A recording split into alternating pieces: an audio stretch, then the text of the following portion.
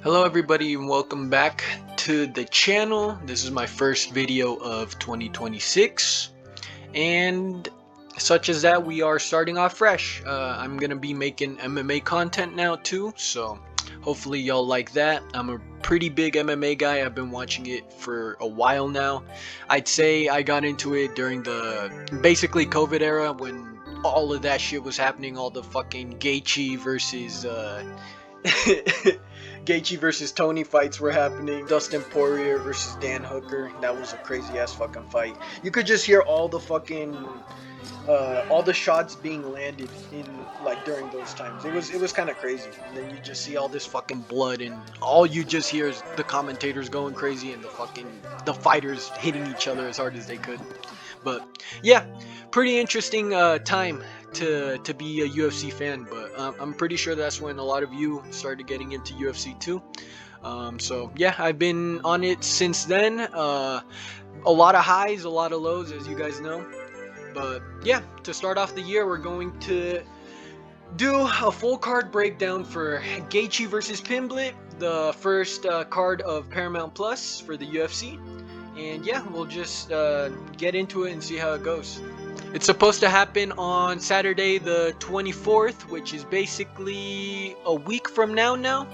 So yeah, we'll see if any of these fights hopefully don't end up falling through. We'll get all 14 of them. We were supposed to get a Rose Namajunas versus I forget who. Oh yeah, Alexa Grasso versus Rose Namajunas, but that got canceled unfortunately. But we still have 14 bouts, and it's looking to be a pretty good card overall. It's got a lot of fucking star power, so we'll see. Yeah, to get started off the night, we're gonna go on to the first early prelim, which is gonna be Ty Miller versus Adam Fugit. Yeah, there's not really much to say on this one. Ty Miller, I saw him on Dana White's Contender Series. He got a pretty good knockout, if I remember correctly. And yeah, I mean, honestly, I think him being minus 320 favorite is kind of a lot, but he did kind of like outdog the one dude that he was fighting. Like I forget how many punches they threw, but it was a lot. It was a lot of fucking punches, and this guy he has no fucking quit. He just throws. But yeah, if I'm remembering it correctly, I don't know.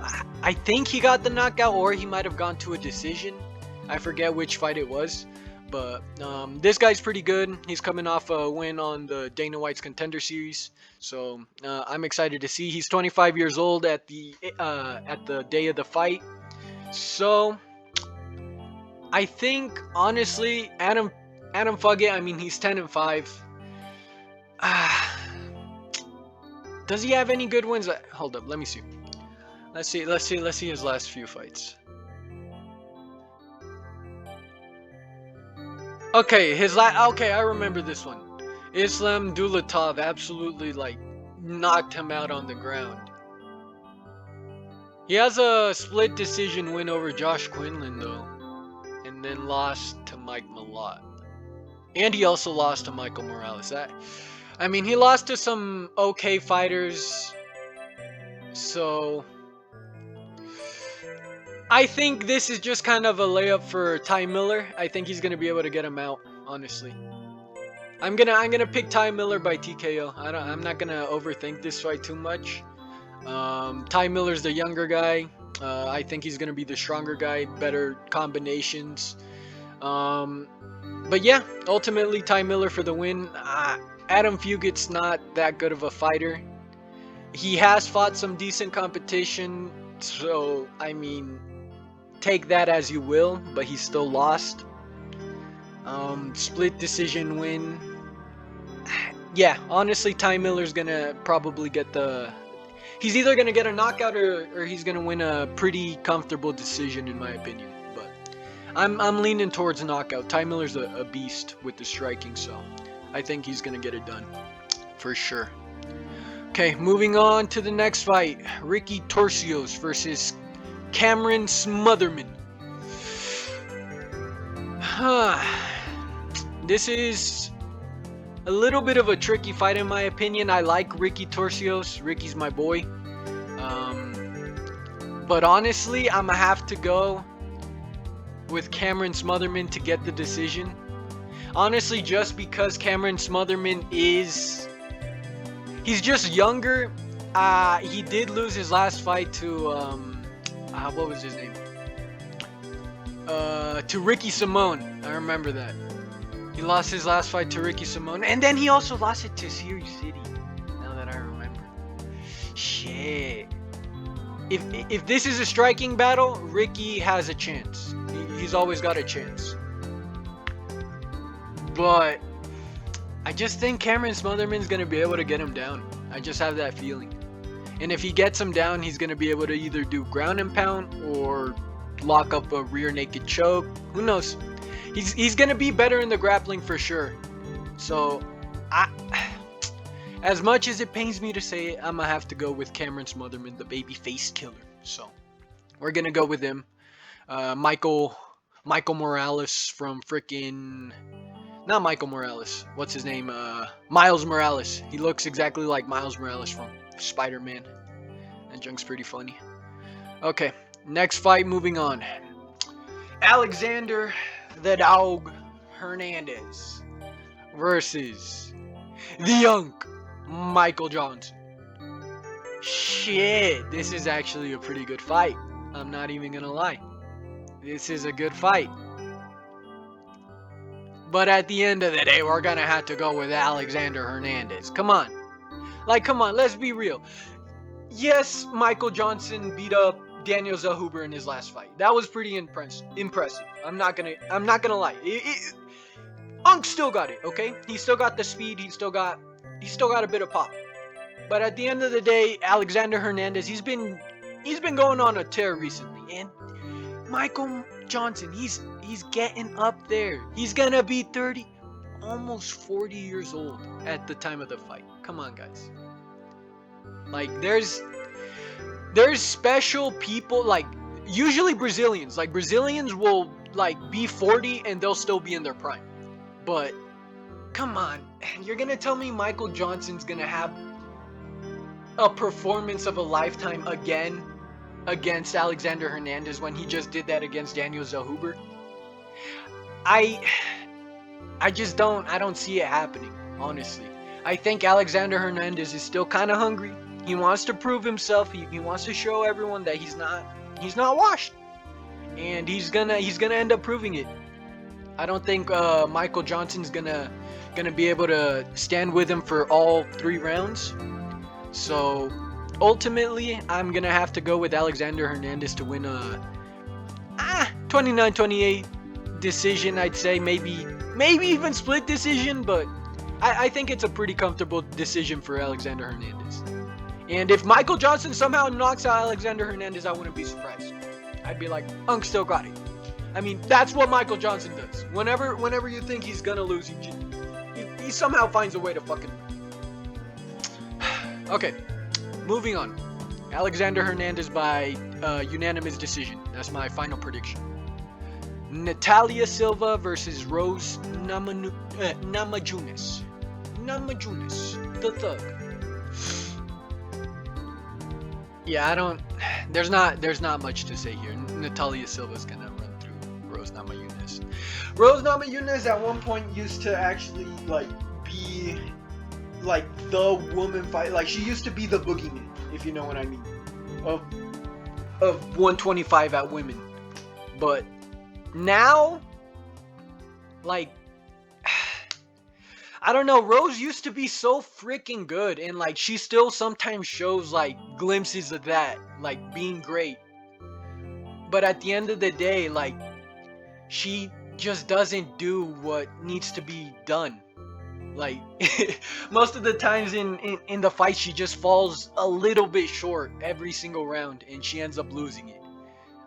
And it's gonna have to be a miracle. She's gonna have to revert back into basically, when was the last time she got a knockout win?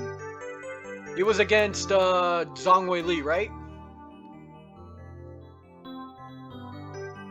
Literally, yeah. That was her last like actual win. Her last actual finish was just Zhang Weili. Ever since then, she hasn't been able to really string up that good of a win. Come on. It hurts me to say, cause like Rose, she was actually a beast back then, but Pat Barry messed her up 100%. Poor Rose. But either way, I think Natalia Silva's gonna finish her in 3 rounds. I think ultimately she's gonna get a submission, but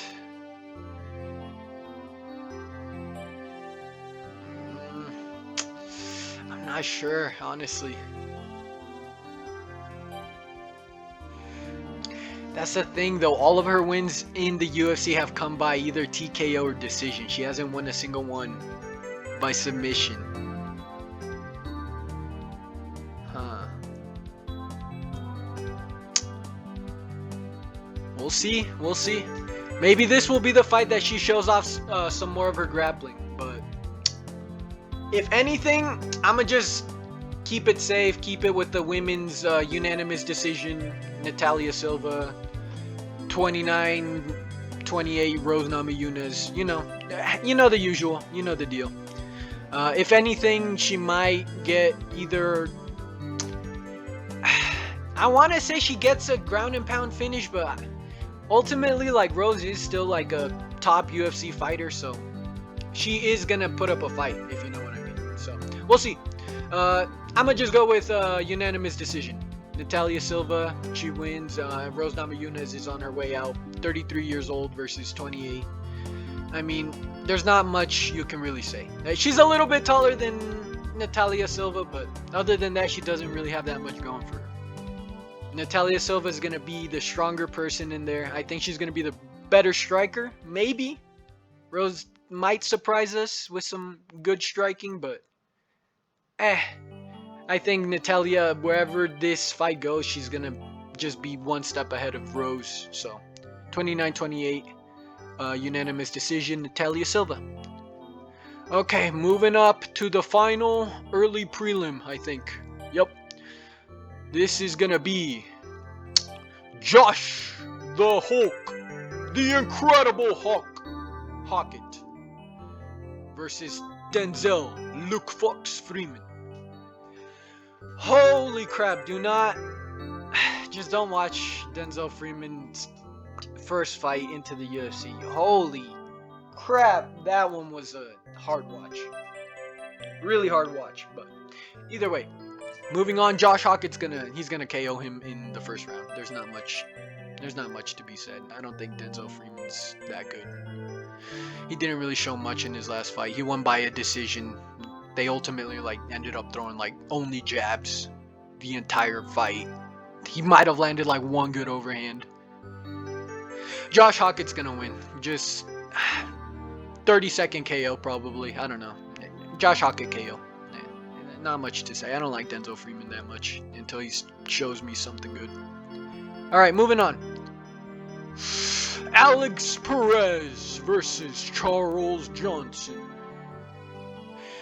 I'm not gonna lie.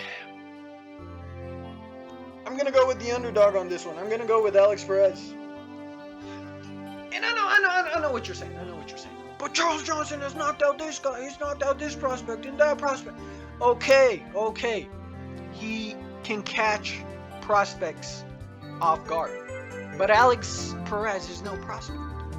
He's been through the ringer, okay? He's already fought the fights that he's need to fight. He's not gonna gas himself out like these prospects do, okay? He's not gonna leave himself open like these prospects do. So, ultimately, I think Alexander Perez is gonna win. His name is The Decision. So what do you think he's gonna win, huh? His nickname is The Decision. Alexander Perez by Dr. Stoppage. Nah, I'm just kidding. He's gonna win I'm guessing he's probably gonna win either unanimous decision. Yeah, I'd say he wins a pretty comfortable decision. Charles Johnson is good. He can catch people. He's got a weird style. He throws punches from weird angles that people do not expect. He throws looping punches that you wouldn't expect to have any torque on them, and then he just absolutely turns your jaw. So, is there a chance that Charles Johnson absolutely flatlines Alex Perez? Yes. Yes, there is. There's always a chance that Charles Johnson just flatlines you. He's got that power. He did it to fucking Joshua Van. Joshua Van's the champ right now. And due to some weird circumstances. But either way, we're not going to go into that. Alex Perez, I think he's defensively sound enough that he's going to be able to basically block any big punches that are going to get, he's going to try and get through, that Charles Johnson is going to try and get through. So ultimately, Alex Perez, sorry. I think he's got this. He's going to win a unanimous decision. Charles Johnson might have a moment on like the second or third round where people might think, holy shit, he's going to get him. He's going to knock him out. But nah, it's just going to be like a stumble or a fall, or like he's going to be off balance one moment. But trust me, I believe in Alex Perez's defense, and I think it will hold up for the 3 rounds. He might even get Charles Johnson out there. Who knows? Just enough leg kicks, enough body teeps. I don't know. Maybe he'll tire out Charles Johnson enough to the point where he can get him out with like a flurry of punches. I don't see Alex Perez knocking Charles Johnson out stiff unless it's like with a head kick or some shit. But other than that, I think Alex Perez has the grappling advantage, and he's slightly faster in the striking, so I'm also gonna give him that. So I'm gonna go with the underdog. I'm gonna go with Alex Perez, slight underdog, the decision, for the win. Okay. This prelim's gonna be good. Okay, Ateba Gutierrez versus Andre Puliev. I'm sorry. I'm sorry, Andre Puliev. I'm sorry. My boy, you're gonna get murdered. You're gonna get murked. We've already seen what Ateba Gutierrez can do. He's fought twice or 3 times already in the UFC. I think it might just be 2 times. But he's the middleweight in Ngannou. Like, we can all agree on that. His name's the Silent Assassin. Like, he's insane. He's actually insane sometimes. He just lands, and he lands with some power that it just cripples people, cripples them. I felt bad for the dude that he was fighting, Medina, I think it was Jose Medina, the dude that like smiled at him right before he got kneed right in the fucking face. That one was brutal. I feel bad for him, but he's gonna make another victim, unfortunately, of Andre Puliev. Andre Puliev, he's not bad per se, but he's not that good. He lost his first one to Chris Leroy Duncan. Given Chris Leroy Duncan right now, he's on the fucking come up. So take that as you will. Christian Leroy Duncan is doing really good. And then he won against Nick Klein. So it took him 2 rounds though. Took him 2 rounds to TKO Nick Klein. There was some hairy moments in there too. He looked really fucking gassed, I'm not gonna lie. So ultimately, I think if somehow, some way Andre Puliev survives to the 2nd round, he's not seeing a 3rd round. I don't see how this fight goes longer than 2 rounds. Ateba Gutierrez maybe takes the 1st round to study him, maybe feel out his punches a little bit. But Ateba Gutierrez is a fast starter. That's the thing. So like, I doubt it. I think he's gonna knock him out in the 1st minute. And I feel bad for Andre Puliev because he's getting matched up with some pretty bad people. But Ultimately, I mean, look at the betting odds. You're gonna have to go with the betting odds on this one. Ateba Gutierrez 9-1, Andre Puliev 10-3, 9-1. The difference in quality though is crazy. UFC record 3-0. Yep, UFC record 1-1. So take that as you will. Yeah, Ateba Gutierrez first round KO is my basically lock pick of the night, I think. So yeah, moving on.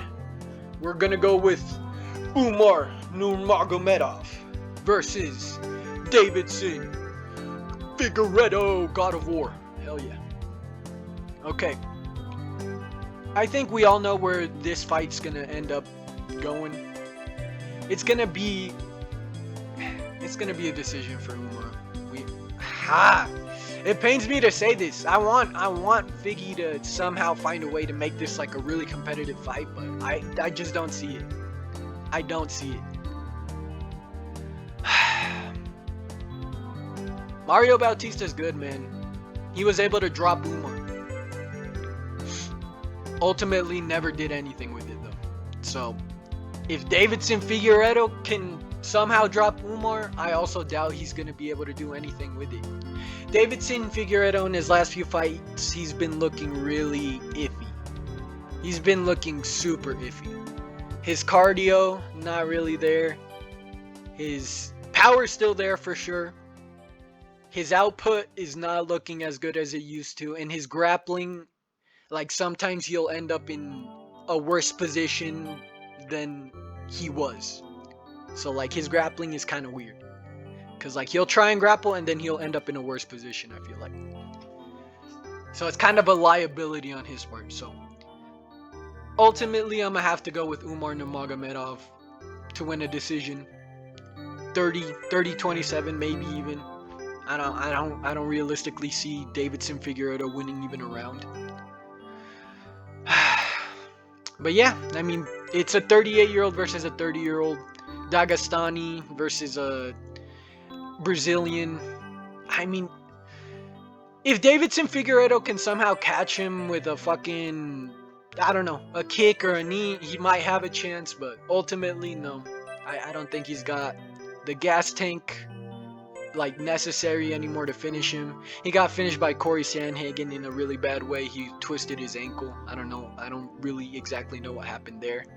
So I think he's just compromised. He's had too many wars. And ultimately, Umar's just he's gonna end up being the #1 contender right now. So if anyone wants a good title shot, they're gonna have to fight Umar. That's how it's gonna be. And Umar seems to be a good #1 contender so far. He's defended it against Mario Bautista, and he lost the championship. And then he won against Corey and Begzet Almakan. So those were some decent wins. Nothing major, but I mean they're okay. Okay. Either way, Umar Nurmagomedov by unanimous decision, 30-27. Davidson Figueiredo. Maybe even he gets ground and pound KO. Kind of iffy, but maybe. We'll see. Okay.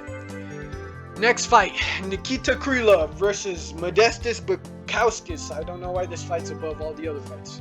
Either way, come on, you gotta go with Modestas Bukauskas. Yeah, he's got a bit of an iffy record on UFC, 7-4, but ultimately better than Nikita Krylov, dude. 11-9. Like, Nikita Krylov at one point he used to be kind of like seen as a dangerous fighter, but right now he's lost all aura. Any aura that he built up during like the last few years completely got lost.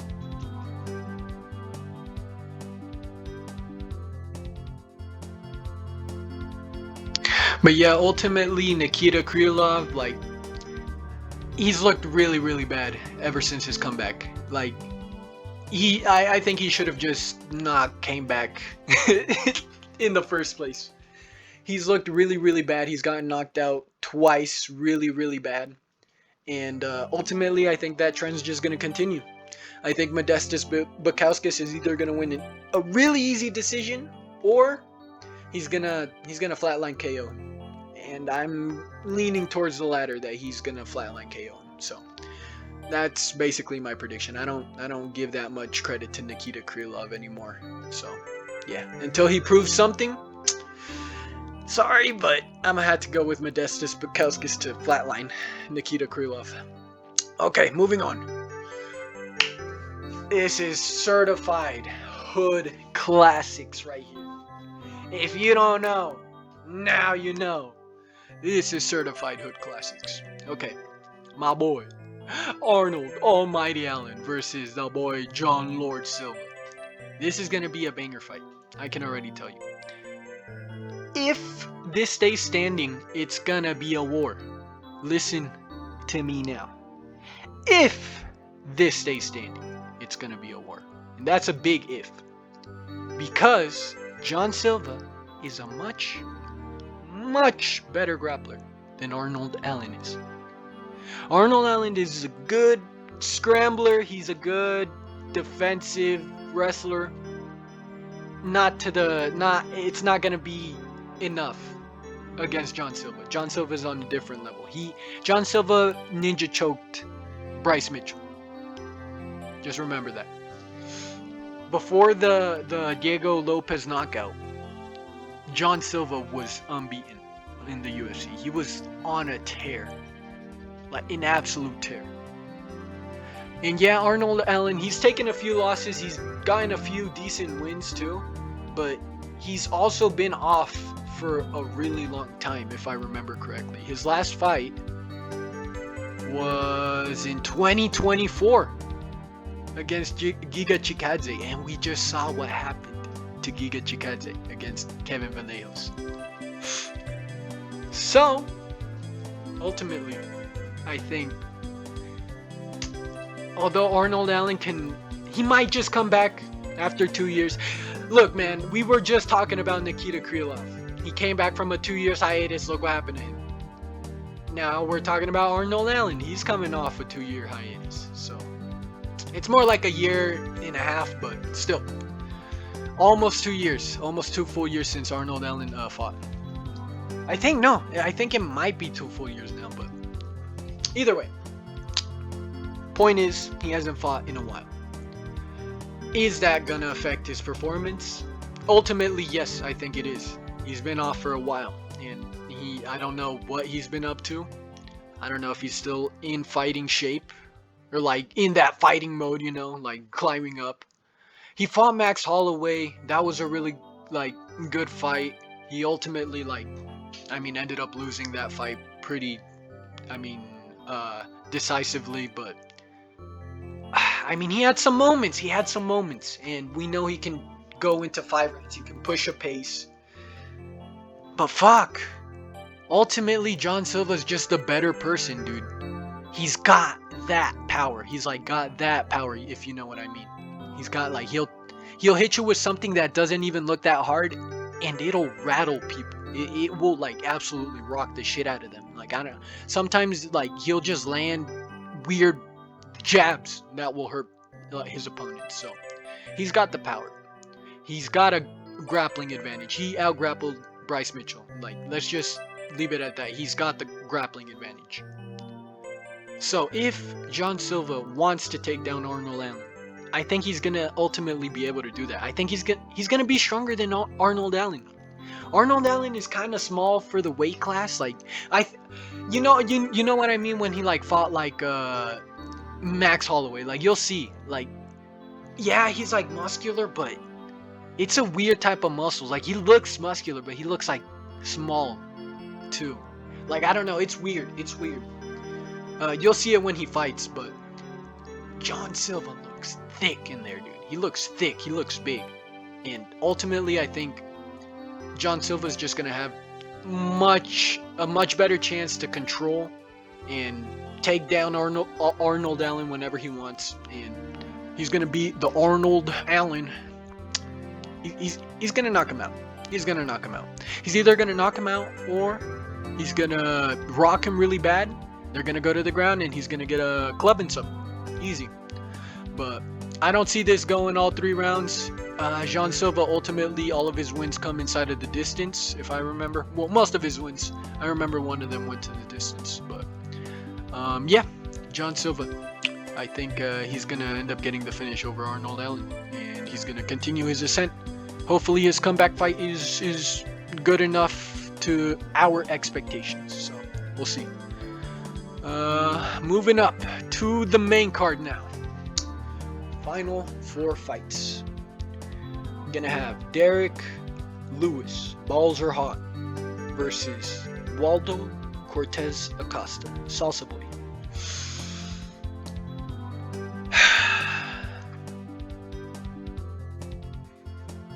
This is a tough fight for me, man. This is a really tough fight for me.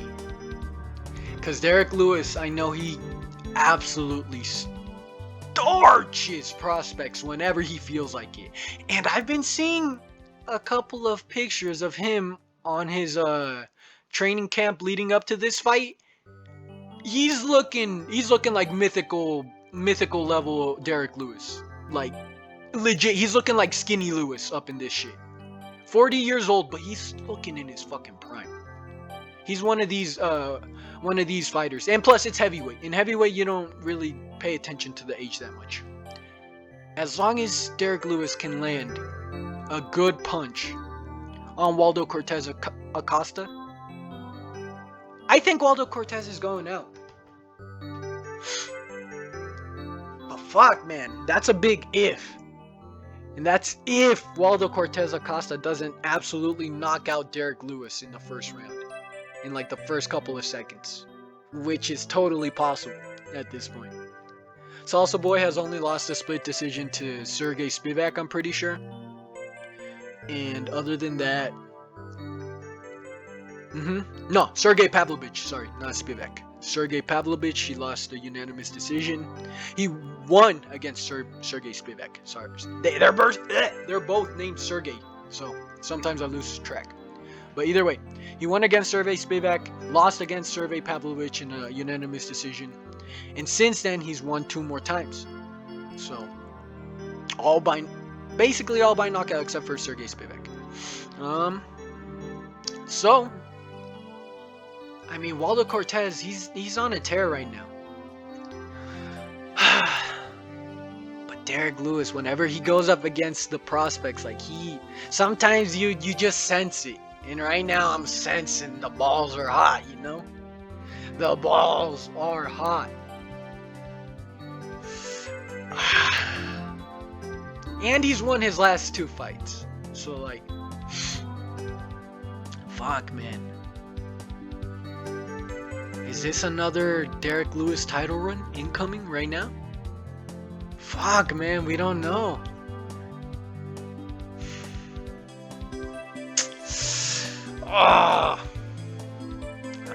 I'm not sure, dude.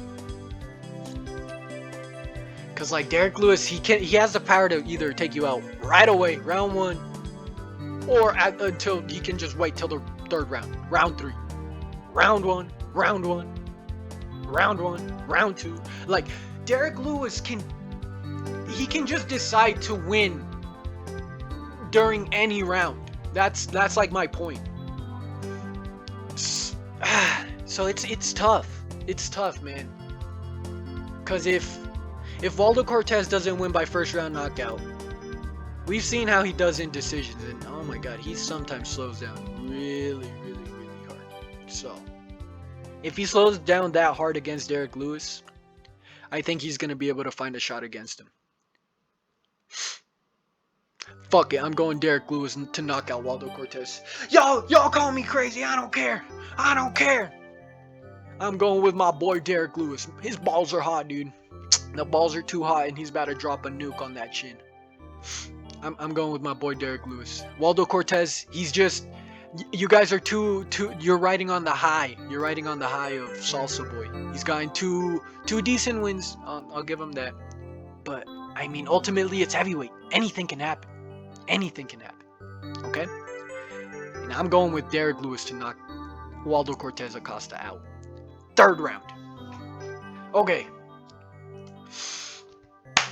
Moving on. Sean O'Malice. Sugar Sean O'Malice versus Sang Dong Yadong. Wait, no, it's Yadong Song.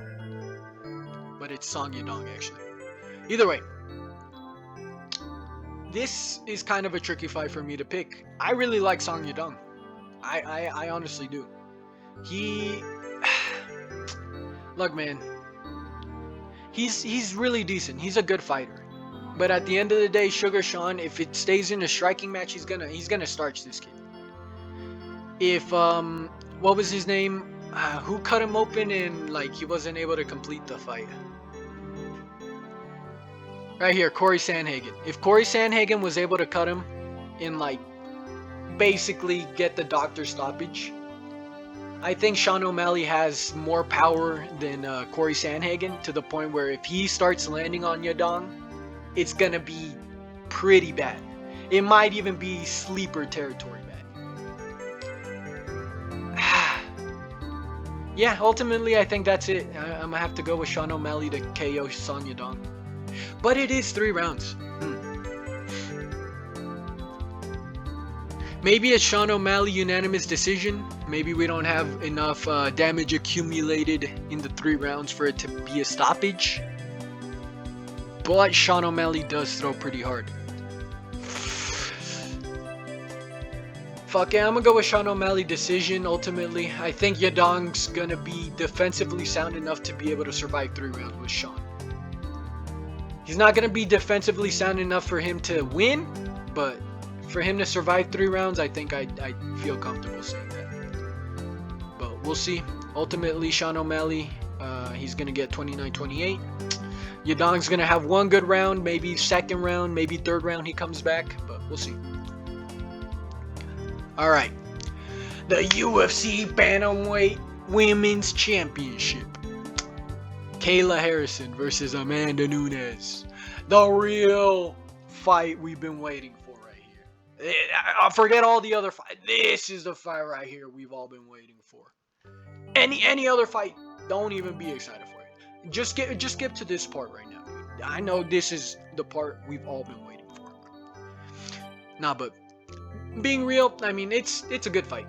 It's a decent fight. Kayla Harrison, I mean, she's just dominated basically everyone. But like, come on, she's only had 3 fights in the UFC. She's won all of them. She's already the champ. Are we really gonna say she's the GOAT when she's only had 3 fights? Ultimately, there's just not that many fighters though in women's MMA. So I guess yeah, Kayla Harrison is technically one of the GOATs of women's MMA. So I'm gonna go with Kayla Harrison. Amanda Nunes has been out for too long. So yeah, I favor activity over, I mean, non-activeness. And Amanda Nunes, she's already had both feet out the door at this point. She was retired, so she only came back because Kayla Harrison was actually like an intriguing matchup. And honestly, she kind of did. I'm still standing by the notion that she threw that one fight, but we're not gonna talk about that. Either way, Amanda Nunes, she might put up a fight.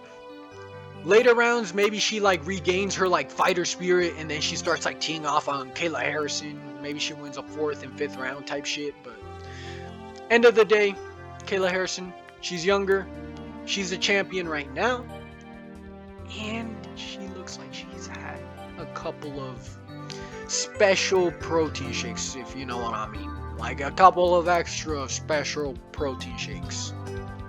Some to make your voice deeper type special.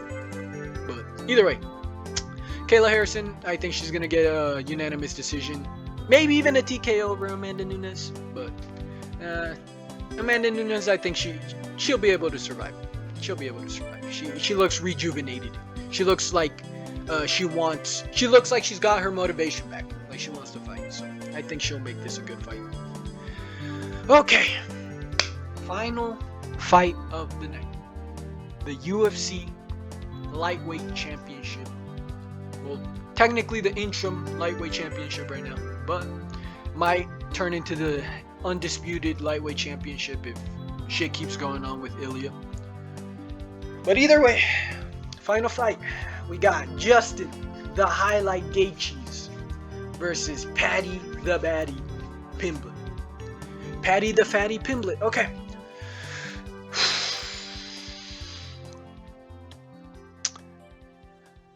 As much as it pains me to say it, Paddy's gonna win this by however he wants. I know, it hurts me to say it.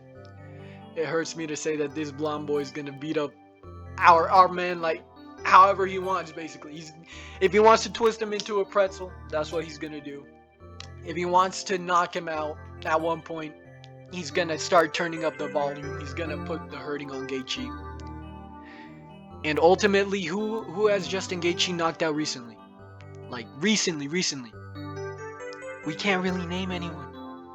Justin Gaethje, I don't know. I think his power, like, yeah, it was there. He was really good power at 155, but ultimately, as 155 has progressed, his power has stayed the same, and everyone has gotten a little bit better at dealing with that type of power. You know what I mean?